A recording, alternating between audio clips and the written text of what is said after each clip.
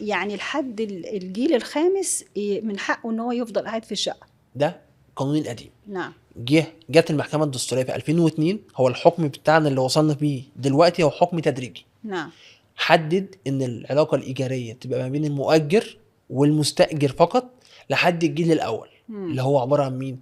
زوج اللي هو الأب مثلا، مراته، أولاده، فقط لا غير.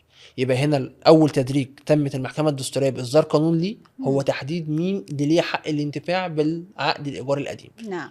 لغوا جيل تاني وتالت ورابع، بقى جيل أول فقط لا غير، اللي هو الابن بس، اللي هو الابن اللي قاعد مع والده أو والدته في الشقة لحين طبعا وفاته. الزوجة أو الزوج يعني اللي موجودين ده هو ده أمر طبيعي. ده أمر طبيعي. الجيل الأولاني فقط. بس في بقى جملة كده اتضافت في الحكم ده بيقول إيه؟ مع مراعاة عدم تشرد الأسرة. يعني لو عندي الابن قاعد مع أبوه وجي متجوز مع أبوه قبل ما يموت، ما ينفعش إن مراته تطلع من الشقة. نعم. لو هو الابن توفى، ما ينفعش إنه يطلع من الشقة طالما ملهوش، وثبت للمحكمة إن ملهوش مسكن بديل يقدر ينتقل إليه. نعم. ده نص المادة الدستورية، نص المحكمة الدستورية في 2002.